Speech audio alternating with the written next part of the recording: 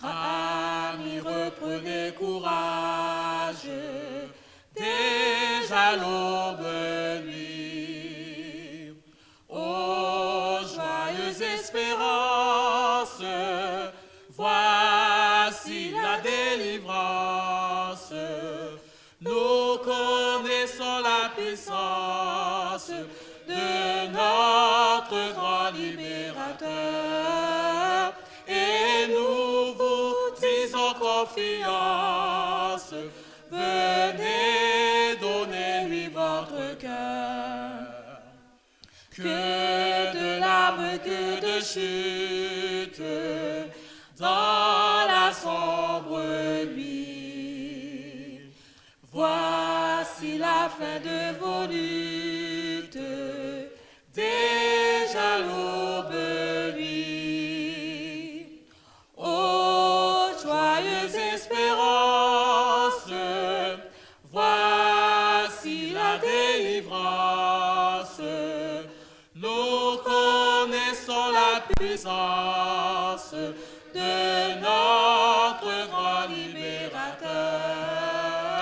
Et nous vous disons confiance, venez donner-lui votre cœur. Prenant en dégoût la vie, cœur découragé, que pourrait votre énergie, pauvre naufragé? Ô joyeuse espérance, voici la délivrance. Nous connaissons la puissance de notre grand libérateur. Et nous vous disons confiance, venez donner-lui votre cœur. Lui qui fait tomber nos chaînes et nous affranchit. Vois aussi vos luttes vaines dans la sombre nuit. Ô joyeuse espérance, voici la délivrance. Croyez donc à la puissance de notre grand libérateur et venez avec confiance, venez donner-lui votre cœur. Nous poursuivons au numéro 357, poursuivant notre course. Poursuivons notre course avec persévérance et que rien ici-bas n'entrave notre ardeur. Déjà paraît le but, ô sublime espérance, regardons à Jésus.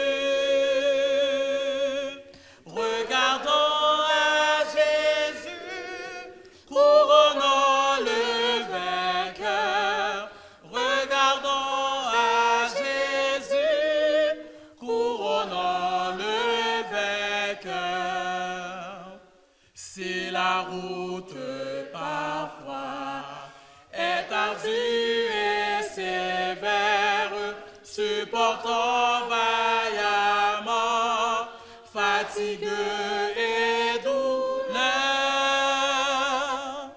Quand le chemin des cieux doit passer au calvaire, regardons Jésus, regardons à Jésus, couronnant le vainqueur. Regardons à Jésus,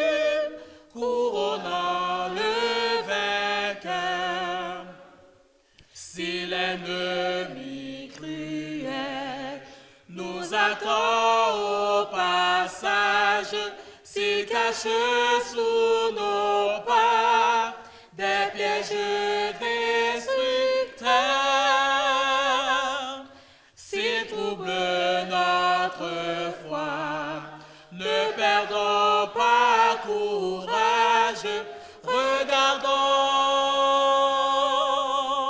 à Jésus, regardons à Jésus, couronnant le vainqueur, regardons à Jésus, couronnant le vainqueur. Et quand viendra pour nous la fin de la carrière, c'est l'ombre de la mort enveloppe nos cœurs. Cherchons encore en haut l'éternelle lumière. Regardons à Jésus, regardons à Jésus, couronnant les vainqueurs. Regardons à Jésus, couronnant les vainqueurs. Nous sommes rendus au moment de la prière d'intercession. Si vous avez des requêtes, je vous demande de venir les apporter en avant. Et pendant ce temps, nous chanterons le premier couplet du numéro 284.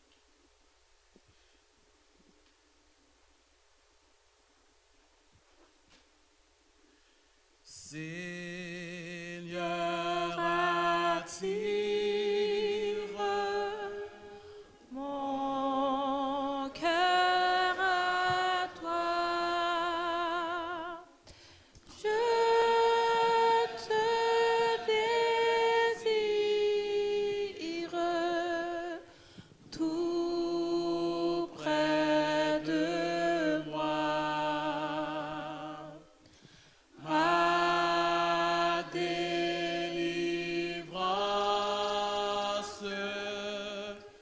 dans le danger, c'est ta présence, divin berger. C'est ta présence, divin berger. Je vous invite à vous mettre à genoux.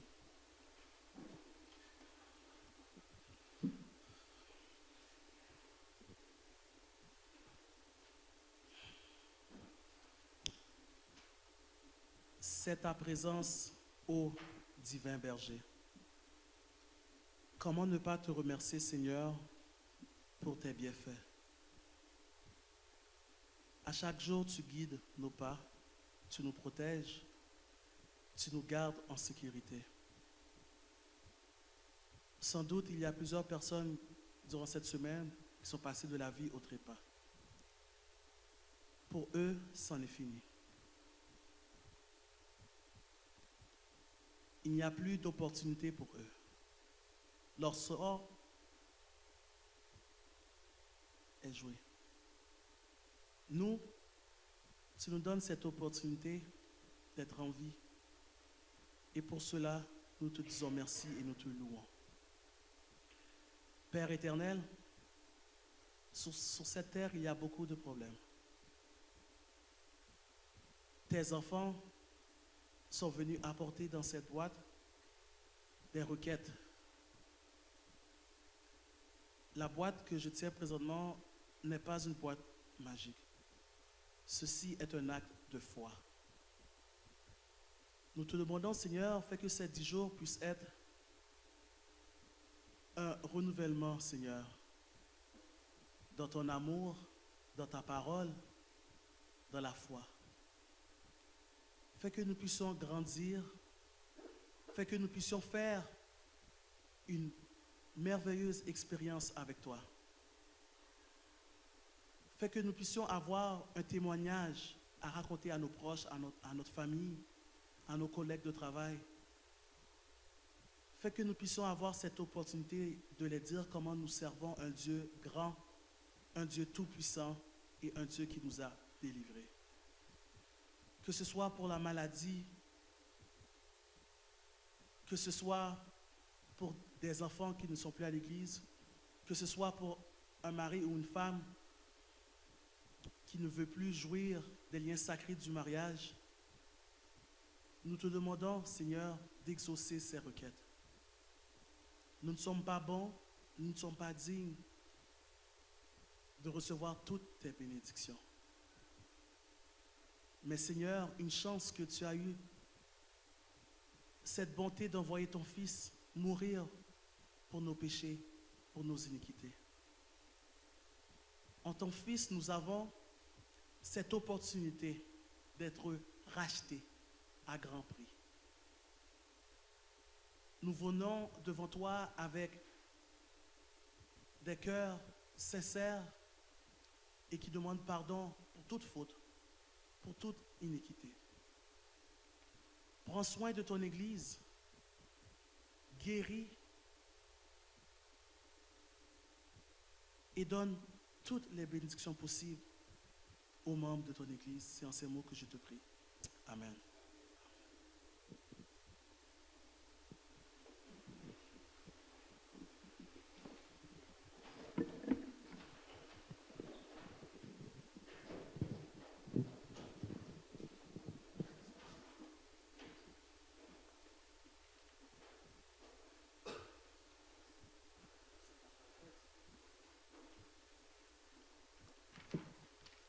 Pour prédisposer le premier ancien, frère Redol Rossi, qui va partager le message de ce soir, je vous invite à vous mettre debout et nous allons entonner les paroles du numéro 593 dans le jardin où j'aime entrer. Je vous invite à vous mettre debout et nous allons chanter au numéro 593.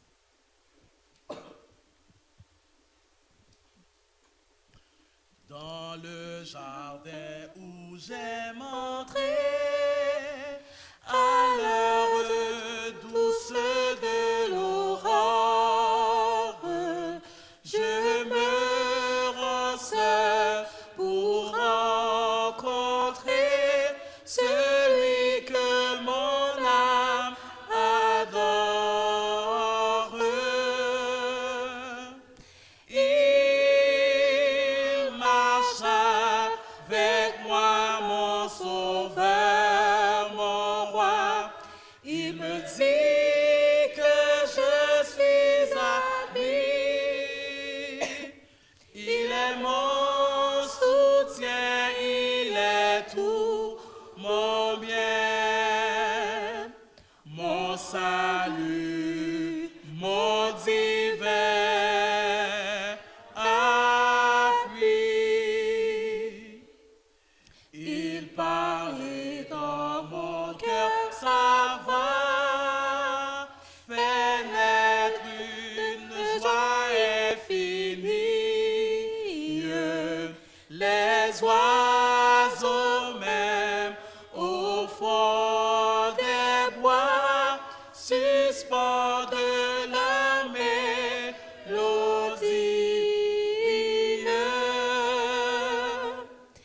Il marche avec moi, mon sauveur, mon roi. Il me dit que je suis à lui.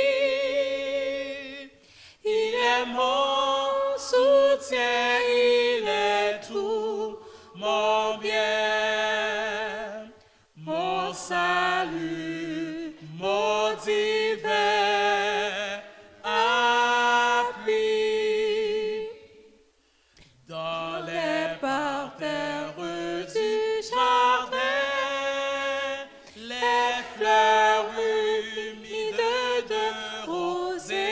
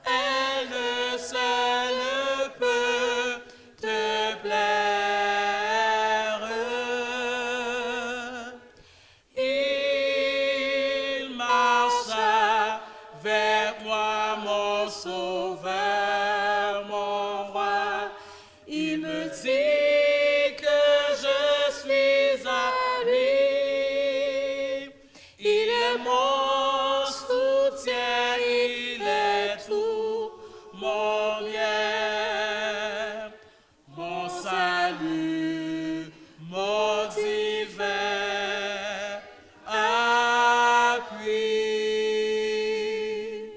Merci.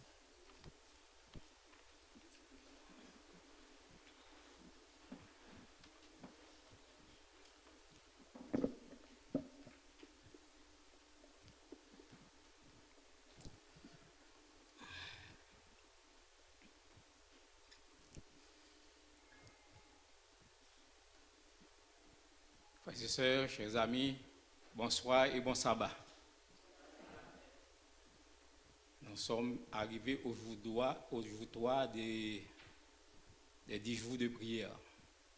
Donc ce soir, le pasteur a un imprévu.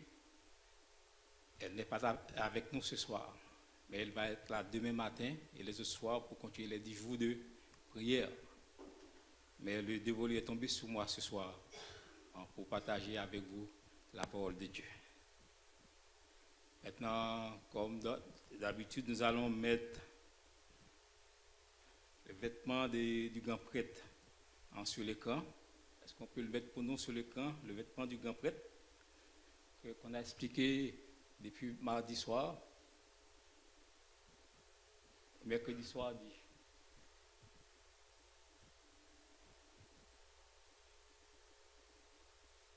Ok.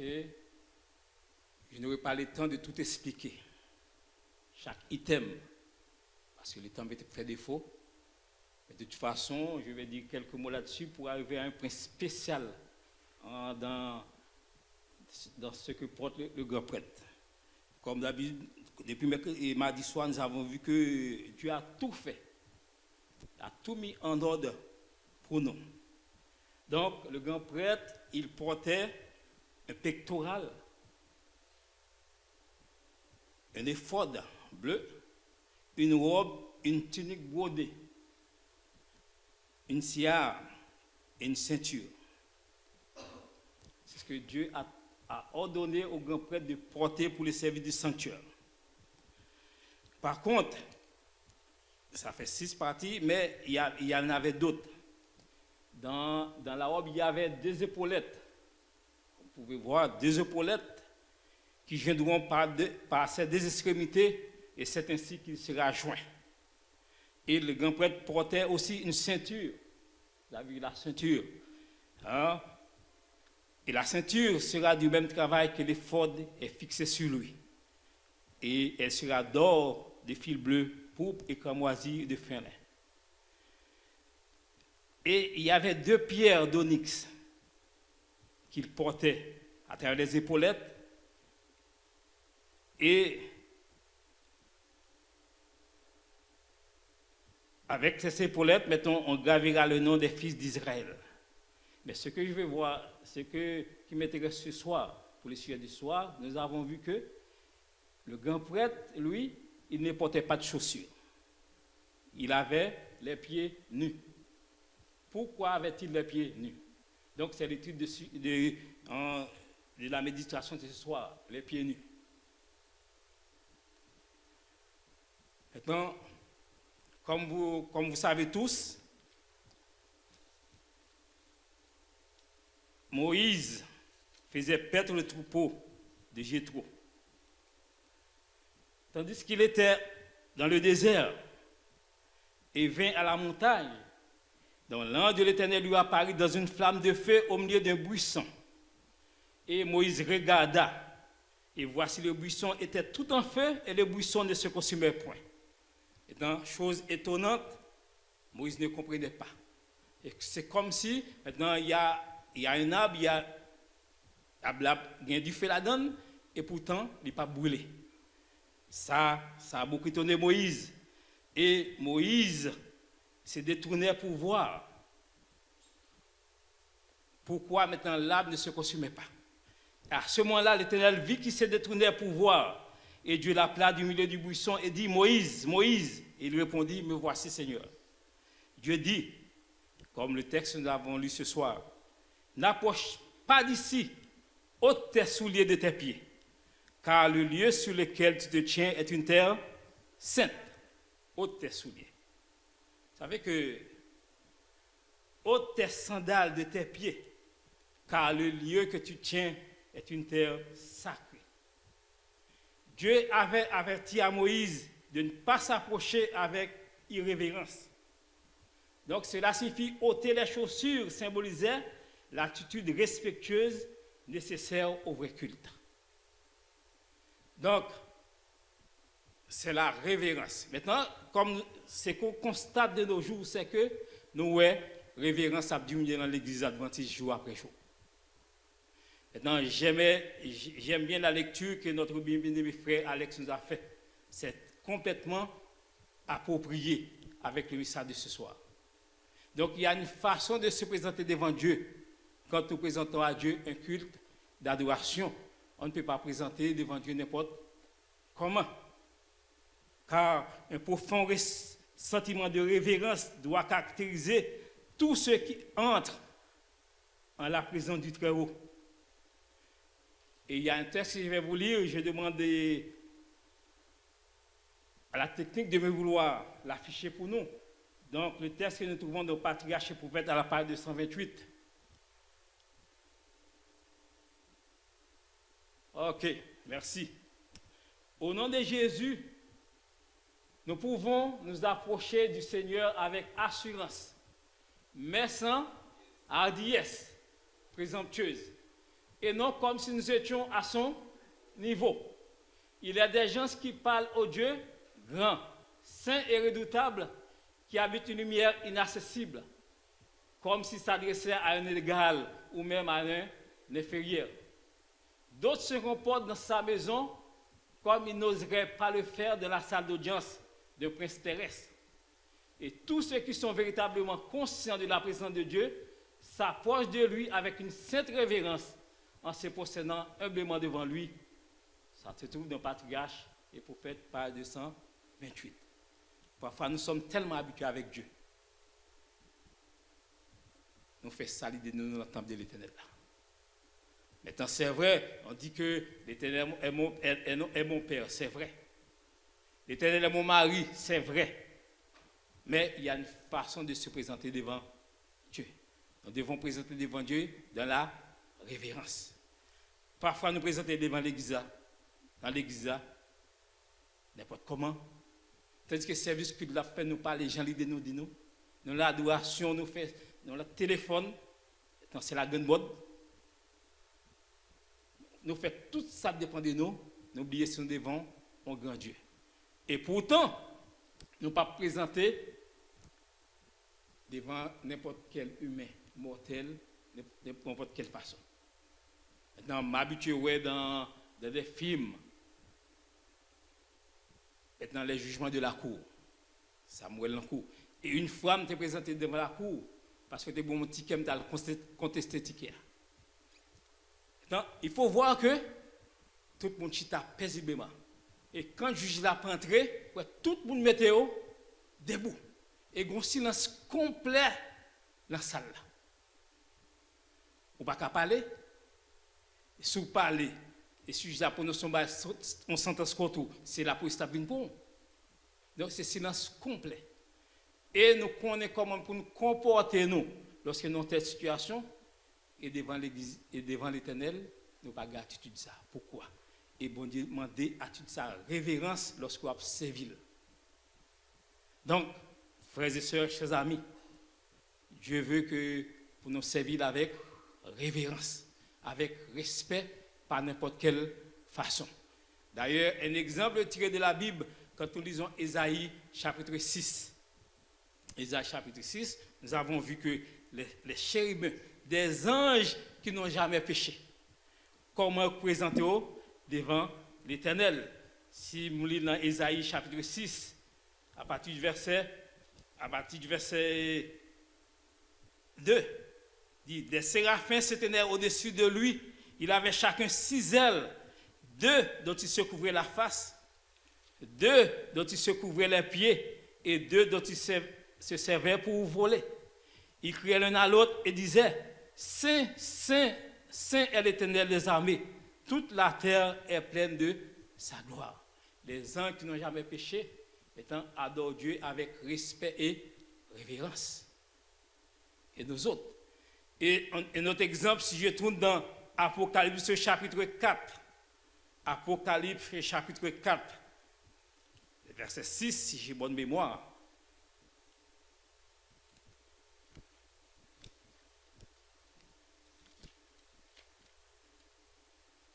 Apocalypse 4.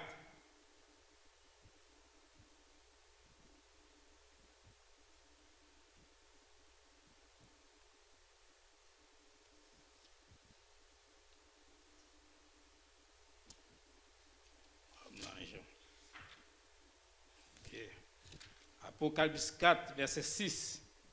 Maintenant, si je commence à partir du verset 5, dit, du trône sortent des éclairs, des voix des tonnerres, devant le trône brûlent 7 lampes ardentes, qui sont les 7 esprits de Dieu. Il y a encore devant le trône, comme, c'est pas le texte que je cherche. Ok, verset 8, qui dit, les quatre êtres vivants ont chacun 6 ailes. Ils sont remplis de Dieu tout autour et au-dedans. Ils ne cessent de dire jour et nuit, Saint, Saint, Saint est le Seigneur Dieu, le Tout-Puissant, qui était, qui est et qui vient. Dieu mérite d'être adoré. Est-ce qu'on peut l'adorer de n'importe quelle façon? On doit adorer Dieu avec beaucoup de respect et de révérence. Donc, à ce moment-là, quand on présente à Dieu dans un culte d'adoration, si on adore Dieu avec et sans révérence, donc le culte que nous offrons à Dieu ne sera pas agréé. Parfois, nous venons d'église, nous pensons que nous sommes adorés, et pourtant nous ne pas adorés. Complètement, pas adorés. Ça dépend de la façon qu'on présente devant l'Éternel. Donc, ôte les sandales de tes pieds, car le lieu que tu te tiens est une terre sacrée. Donc, la maison de Dieu est sacrée. Lorsque vous présentez devant l'Éternel, vous faites présenter l'Éternel avec un cœur rempli de révérence. Car Dieu a dit, révérez mon sanctuaire. Et le prophète Amos a dit, l'Éternel est dans son saint temple, que toute la terre fasse silence devant lui. On ne peut pas se permettre de faire n'importe quoi dans un culte d'adoration. Donc, à ce moment-là, votre culte ne sera pas accepté aux yeux de Dieu. Car si nous savons, je répète, comment se présenter devant une personne, voir Dieu qui est un grand Dieu, maintenant, on ne peut pas l'adorer n'importe quelle façon. Donc, il ne faut pas croire qu'une personne, un autre texte de puissance de la grâce que je demande d'afficher pour moi, s'il vous plaît, c'est puissance de la grâce, page 271.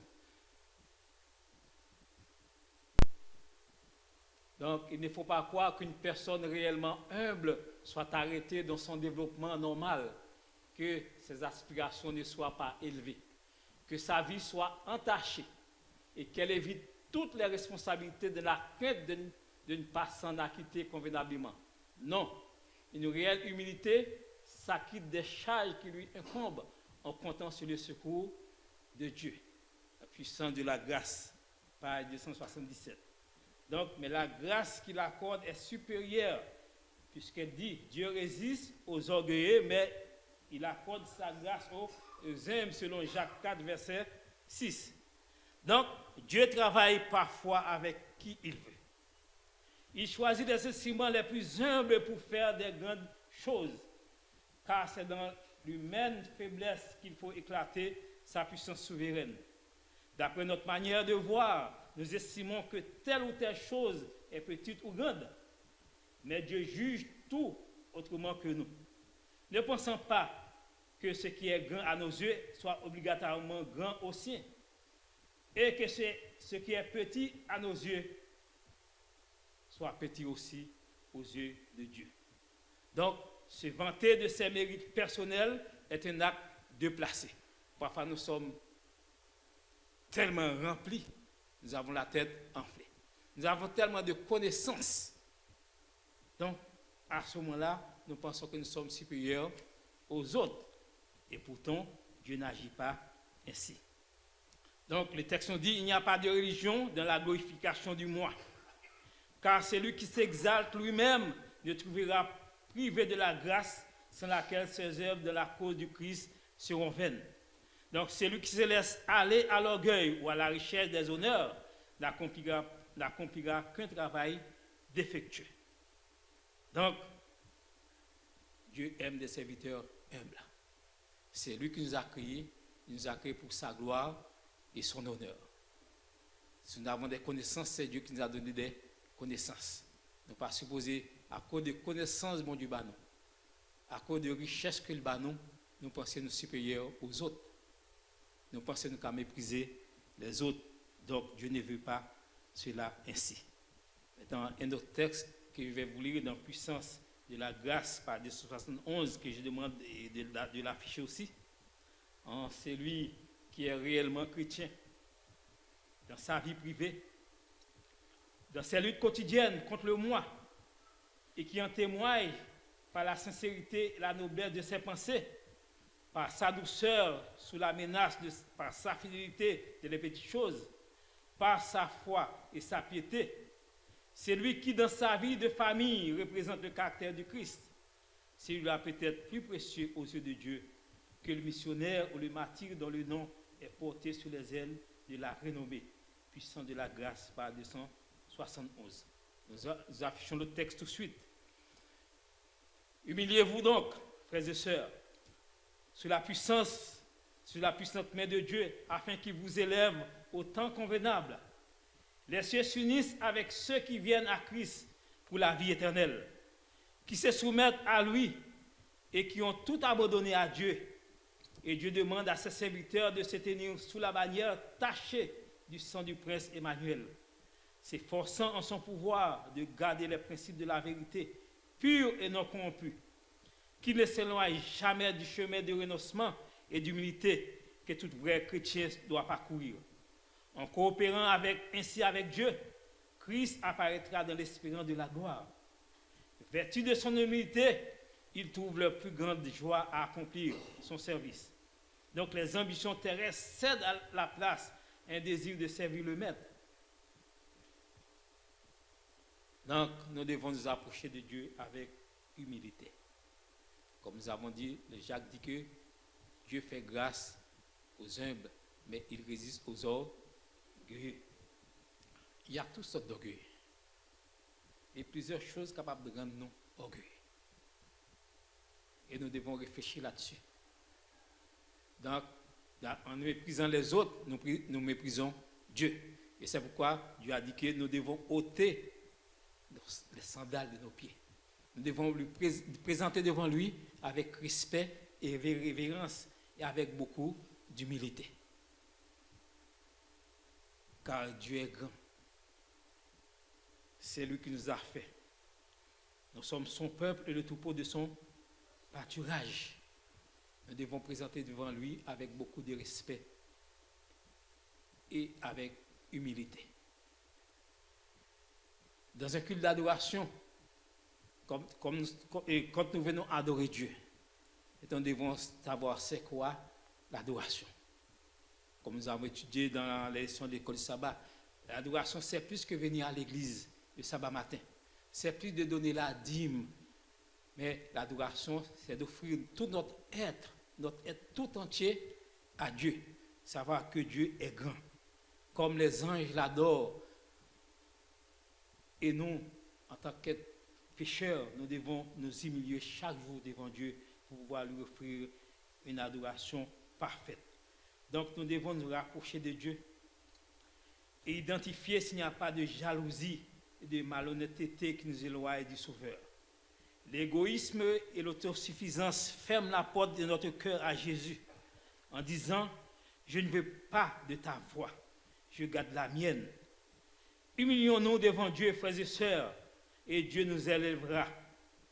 Nos confessions simples et sincères concernant notre dureté de cœur, les mondanités, l'amour des choses apparentes et des plaisirs seront entendus par Dieu et ces péchés seront vus comme elles apparaissent sous le regard de Dieu saint. Donc, humilions-nous devant Dieu. Humilions-nous chaque jour. Et à ce moment-là, Dieu va nous élever. Donc, le Seigneur a choisi des hommes pour son œuvre, tant qu'il se laisse être employé selon son bon plaisir. Il ne peut jamais utiliser quelqu'un qui cherche à humilier quelqu'un d'autre. C'est ce que je vous avais dit tout à l'heure. Dans l'œuvre de Dieu, il n'emploie jamais personne pour pouvoir humilier un frère, une sœur. Que ce soit le degré de sa connaissance, que ce soit le degré de sa richesse. Quand Dieu choisit quelqu'un, c'est pour sa gloire, pouvoir aider son peuple à aller de l'avant, pouvoir aider son peuple à se préparer pour la venue en gloire de notre Sauveur, Seigneur Sauveur Jésus-Christ. Donc, humilions nos frères. Lorsque nous faisons cela, nous permettons aux saints anges de communiquer avec nous et de nous placer sur un terrain avantageux. Alors, notre expérience, au lieu d'être défectueuse, sera remplie de bonheur. Cherchons à nous aligner aux directives de Dieu. Alors, nous serons sensibles à l'action du Saint-Esprit. Tout cela parce que vous savez que l'Église est faible, parce que nous ne prions pas assez. Et pour recevoir le Saint-Esprit, nous devons prier beaucoup. Et c'est le Saint-Esprit qui nous aide à mettre la parole de Dieu en application. C'est le Saint-Esprit qui nous aide à être humbles. C'est le Saint-Esprit qui nous aide à nous présenter devant Dieu dans un esprit de révérence. Et pour tout cela, nous devons prier et prier beaucoup. Sans la prière, rien de cela sera arrivé. C'est cet esprit qui nous aide à être unis, comme le premier mercredi de cette année. Maintenant, je vous avais dit que le vœu de mon cœur, ce que Dieu veut pour l'Église du Séonard, c'est que l'Église soit unie. Mais sans le Saint-Esprit, nous n'allons pas être unis. Sans le Saint-Esprit, nous n'arriverons pas. Il va y avoir tout des chicanes dans l'Église de Dieu, et Dieu ne veut pas qu'il y a des chicanes au sein de son Église. Donc nous devons nous mettre au diapason pour pouvoir servir Dieu et marcher humblement devant sa face, car très bientôt Jésus fera son apparition et malheur à quiconque ne sera pas prêt.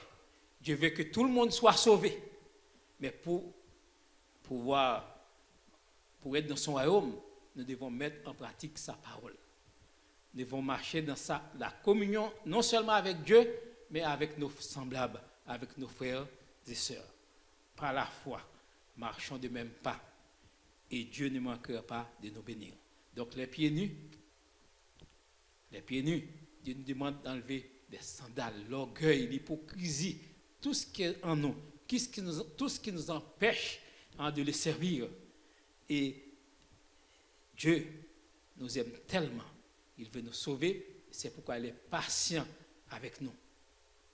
Mais n'attendons pas, nous devons mettre en pratique sa parole. Donc, chers frères et sœurs, chers amis, que Dieu nous aide dans ce sens, à le chercher par la prière. Et le Saint-Esprit va nous convaincre de pécher, de tout ce qui est mauvais en nous, et nous préparera pour son retour, pour le retour de notre Seigneur et Sauveur Jésus-Christ. Que Dieu nous bénisse tous.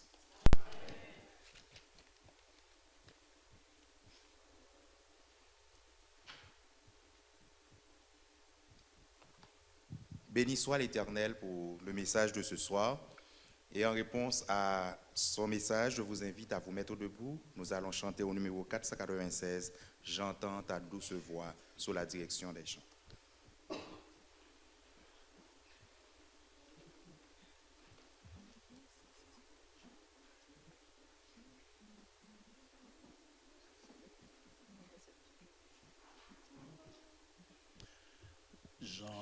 J'entends ta douce voix, Jésus, je viens à toi, je viens, ô Sauveur, lave-moi dans le sang de ta croix.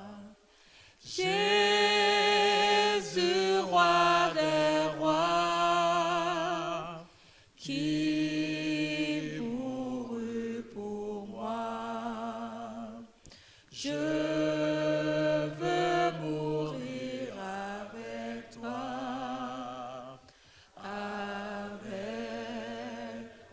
sur la croix. J'entends ta qui me dit crois en moi. Je crois, Seigneur, soutiens ma foi. Tiens-moi près de ta croix.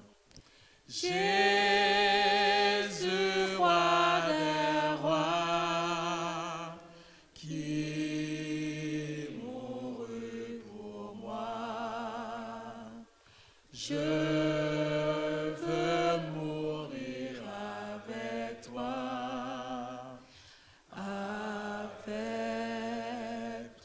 sur la croix. J'entends ta douce voix, elle pénètre en moi et me dit d'aimer comme toi, de l'amour de la croix. Jésus, roi des rois, qui mourut pour moi. Je veux mourir avec toi,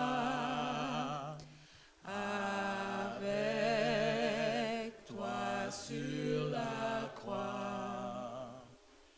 J'entends ta douce voix, toi qui mourus pour moi.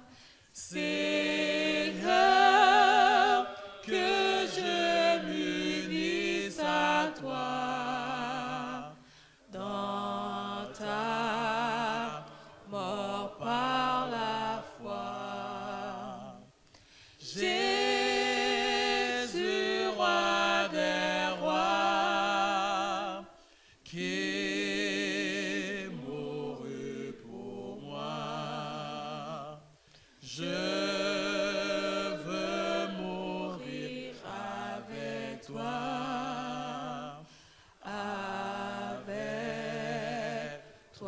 sur la croix.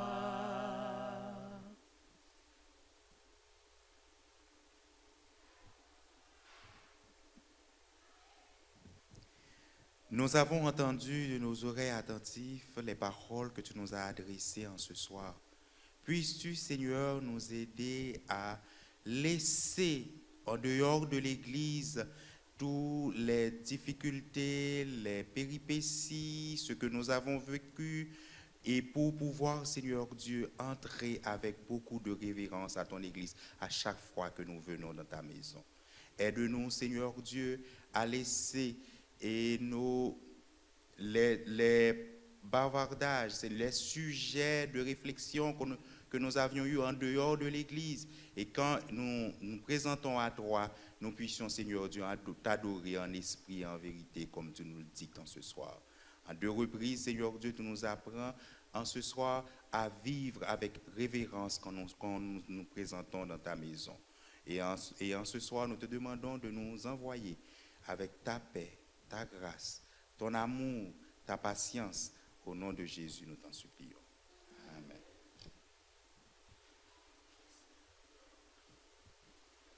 Merci, à demain matin, si Dieu le veut.